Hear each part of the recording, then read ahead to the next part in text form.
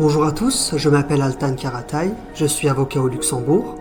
Dans cette vidéo, nous allons voir comment une société luxembourgeoise peut cesser ses activités de façon volontaire. Nous aborderons de manière parallèle la procédure de liquidation ordinaire et la dissolution simplifiée, connue également sous le nom de dissolution sans liquidation ou de liquidation simplifiée.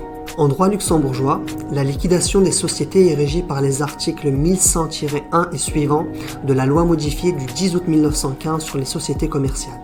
Selon l'article 1100-1, les sociétés civiles et commerciales sont après leur dissolution réputées exister pour leur liquidation.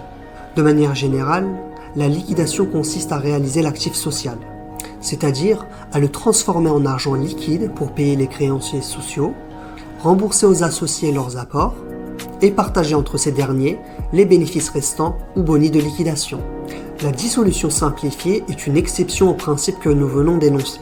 En effet, selon l'article 1865 bis du Code civil, tout associé entre les mains duquel sont réunies toutes les parts d'une société a la possibilité de dissoudre cette société à tout moment, ce qui entraîne la transmission universelle du patrimoine de la société à l'associé unique. Ainsi, dans une situation où un associé détenant tous les droits sociaux décide de dissoudre la société, il n'y aura pas de liquidation. Après avoir distingué ces deux notions, nous allons maintenant voir d'un point de vue général comment cela se déroule dans les deux cas de figure. Premièrement, pour procéder à la liquidation d'une société de manière ordinaire, les associés devront prendre une décision formelle de dissolution et de liquidation de la société lors d'une assemblée générale extraordinaire. Cette assemblée doit obligatoirement prendre la forme d'une assemblée générale notariée pour les sociétés anonymes, les sociétés à responsabilité limitée et les sociétés en commandite par action. En principe, le notaire se chargera de toutes les formalités liées à la publication de la décision prise par les associés. Également, durant cette assemblée générale, les associés procéderont, conformément au statut de la société, à la nomination du liquidateur. Au cours de la période de liquidation, le liquidateur aura plusieurs missions. Il sera principalement chargé de réaliser l'actif de la société, payer les créanciers, mettre fin au contrat en cours et préparer les comptes de liquidation. Ensuite, une deuxième assemblée générale aura lieu afin que les associés puissent prendre connaissance du rapport de liquidation et nommer un commissaire aux comptes. Le commissaire aux comptes sera chargé de vérifier l'exactitude du rapport et des comptes de liquidation. Enfin, durant la troisième et la dernière assemblée générale, les associés devront, entre autres, approuver les comptes de liquidation du liquidateur et du commissaire, donner des charges au liquidateur et clôturer la liquidation de la société. Après le dépôt de l'acte de clôture de liquidation au RCS, la société sera radiée du registre de commerce et des sociétés. Deuxièmement, concernant la dissolution simplifiée, la société devra disposer, avant de procéder à la dissolution, d'attestations dont il ressort qu'elle est en règle avec ses obligations relatives au paiement des cotisations de sécurité sociale, impôts et taxes. Elle devra disposer de ces attestations à une date qui ne peut être ni antérieure de 3 mois au jour de l'acte de dissolution, ni postérieure à l'acte de dissolution. Également, les associés devront s'assurer que la société n'a pas des dettes envers des créanciers ou des obligations non remplies, comme par exemple un défaut dans l'établissement et le dépôt des comptes annuels.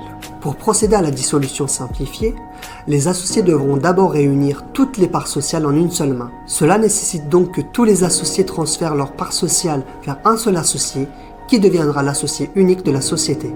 Pour ce faire, les associés passeront des contrats et les transferts devront être approuvés par une résolution.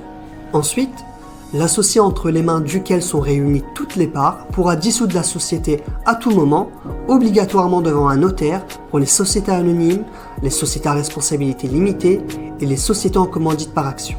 Dès sa dissolution, la société disparaîtra en tant que sujet de droit sans nécessiter une liquidation. En effet, à la date de l'acte, le patrimoine de la société est automatiquement transféré en tant qu'universalité vers l'associé unique. La société sera radiée du registre de commerce et des sociétés après la publication de l'acte de dissolution.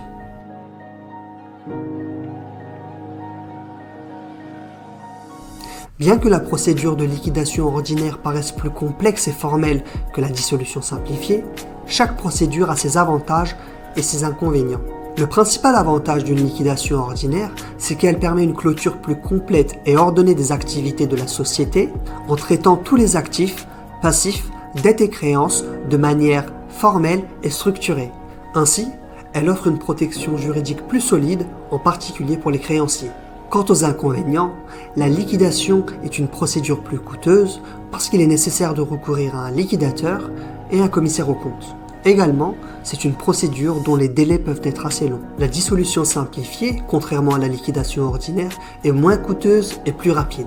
Toutefois, la dissolution simplifiée est généralement destinée aux sociétés inactives qui n'ont pas d'activité commerciale en cours. Si une société est encore active avec des contrats en cours, des litiges en cours ou des opérations commerciales actives, la dissolution simplifiée peut être plus difficile à mettre en œuvre. En effet, elle ne permet pas une liquidation formelle et structurée de tous les actifs et passifs de manière détaillée. Également, cette forme de dissolution ne sera en principe possible que dans les sociétés qui n'ont pas beaucoup d'associés, car il conviendra de réunir toutes les parts en une seule main. Enfin, la dissolution simplifiée peut être une opération très risquée pour l'associé unique qui devient responsable de toutes les dettes connues et inconnues de la société dissoute. Si vous souhaitez savoir de quelle manière dissoudre votre société, je vous recommande fortement de prendre contact avec un avocat qui saura vous conseiller et vous orienter dans vos démarches. Notre cabinet effectue constamment des opérations de liquidation et nous serions très heureux de vous assister dans vos opérations de liquidation. Cette vidéo touche à sa fin, j'espère qu'elle vous a plu. Pour toute question, je vous invite à envoyer vos messages à l'adresse mail qui s'affiche à l'écran. Je vous dis à très bientôt pour de nouvelles vidéos.